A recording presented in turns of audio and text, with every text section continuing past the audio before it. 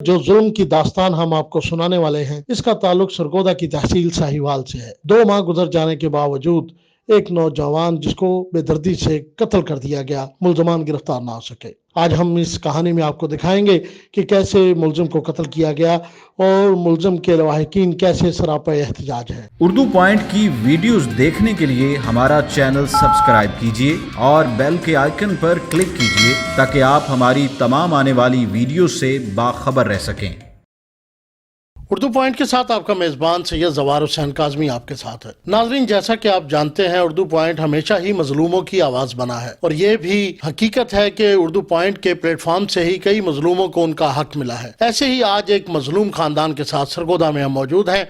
सरगोदा का इलाका है साहिवाल, जहाँ 22 साल नौजवान अहमद हसन को मुबैना तौर पर कत्ल कर दिया गया। 2 माह गुजरने के बावजूद आज तक पुलिस ने इस खानदान से राब्ता नहीं किया। इस मजलूम खानदान की दुहाई है कि हमारे बेटे को ऐसे नाहक कत्ल किया गया है। इस वक्त मेरे साथ मौजूद हैं मकतूल अहमद हसन के वालिद। उनसे जानते हैं कि इस कत्ल के हवाले से क्या कहेंगे। 16/9/2020 को मेरा बच्चा कत्ल हुआ। मुझे फ़ोन पर इतला दी गई। मैं जब पहुंचा तो मैंने पुलिस को इतला दी। 2 घंटे बाद पुलिस पहुंची। आरिफ चीमा SHO को पर्सनली तौर पर कॉल किया गया। तो ये जो जाए वकुआ था जहाँ कत्ल हुआ है, ये पुलिस स्टेशन से कितनी देर का रास्ता? बहुत ज़्यादा ही, तो 15 मिनट का रास्ता है। जाए वकुआ पर आते ही उन्होंने मुख्तलिफ बातें बताना करनी शुरू कर दी। वहाँ मुर्गियों को शेड था। उन्होंने कहा हमें यहाँ से मुर्गियाँ चाहिए।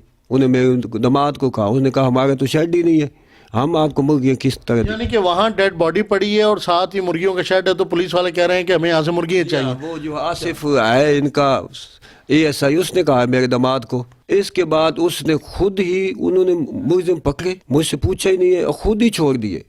और 16/9 के बाद बाज़ाब्ता तौर पर SHO ने मुझे बुलाया नहीं है कि आपके पास कोई शवायद है। मौके पर दोबारा उन्होंने पब्लिक से कुछ नहीं पूछा, मुझसे कुछ नहीं कहा। मैंने धक्के गए कर DPO साहब के पास गया हूँ।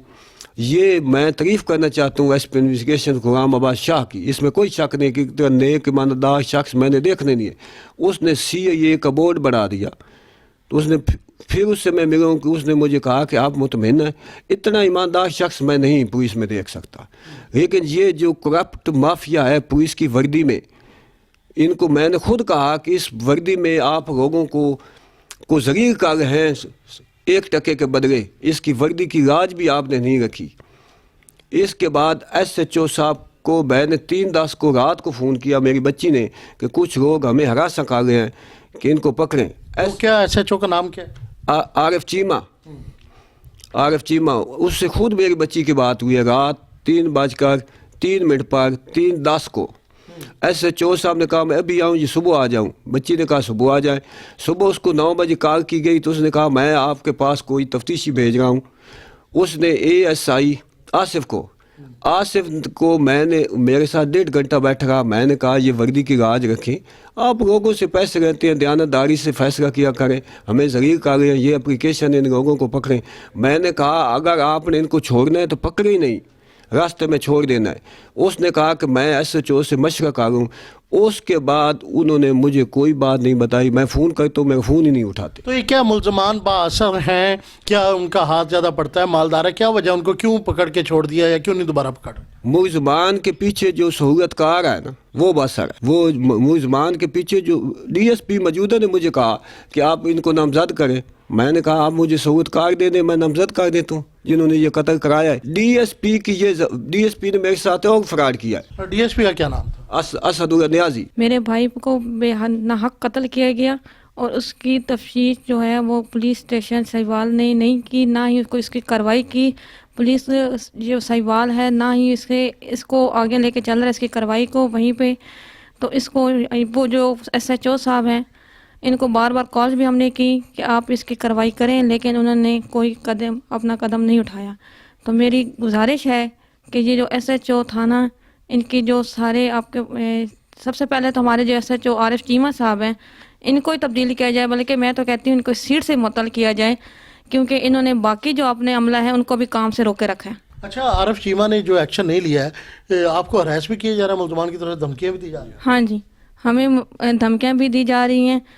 तो इसकी बेसिक वजह यही है कि पीछे से आरिफ चीमा साहब का हाथ है। جس کی وجہ سے وہ اس اپنے حوصلے میں ہیں، اپنے ان کو حوصلہ افزائی ملی ہوئی ہے، اور میری یہ گزارش ہے کہ اس عارف چیمہ صاحب کو معطل کیا جائے۔ جی بالکل، ہم اس وقت موجود ہیں تھانہ ساہیوال میں، ایس ایچ او تھانہ ساہیوال عارف چیمہ میرے ساتھ موجود ہیں۔ ان سے جانتے ہیں جو واقعہ 302 کا ان کے تھانے کی حدود میں پیش آیا ہے، اس کے حوالے سے احمد حسن مرڈر کیس ہے یا سوسائڈ، یہ بتائیں گے کہ اس وقت موجودہ سٹیٹس کیس کا کیا ہے؟ ابھی میں یہ نہیں بتا سکتا کہ یہ مرڈر ہے یا خودکشی ہے، فورنزک رپورٹیں ابھی آنی باقی ہیں۔ میں بھی اور ہمارے آفیسر صاحبان بھی اس تفتیش کے سلسلہ میں انٹیروگیشن ملزمان کی کر رہے ہیں۔ اس کے بعد اور فورنزک رپورٹیں آنے کے بعد حتمی رائے قائم کی جائے گی۔ اچھا عارف چیمہ صاحب، میں یہ جاننا چاہوں گا آپ سے، کوئی گرفتاری عمل میں آئی ہے کہ وہ کہہ رہے ہیں کہ ہمیں دھمکیاں بھی دی جا رہی ہیں، اس حوالے سے کچھ آپ کے لیے؟ اس میں کوئی دھمکیاں وغیرہ نہیں آ رہی، ان کی پہلے سے کسی سے دشمنی بھی نہیں تھی۔ جب دشمنی ان کی ہوتی تو پھر ان کو دھمکیاں وغیرہ آتی ہیں۔ اس کا مطلب یہ کہ فرانسک رپورٹ آنے کے بعد ہی اس کا محل ہوگا، یہ قتل ہے یا خودکشی؟ جی جی بالکل، آپ نے دیکھا میرے ساتھ موجود تھے ایس ایچ او تھانہ ساہیوال عارف چیمہ، جن کا کہنا یہ ہے کہ لاش کے نمونے لے کے فرانسک لیبارٹری کو بھیجے گئے ہیں۔ جیسے ہی فرانسک لیبارٹری سے رپورٹ آئے گی تبھی تعین کیا جا سکے گا یہ قتل ہے یا خودکشی۔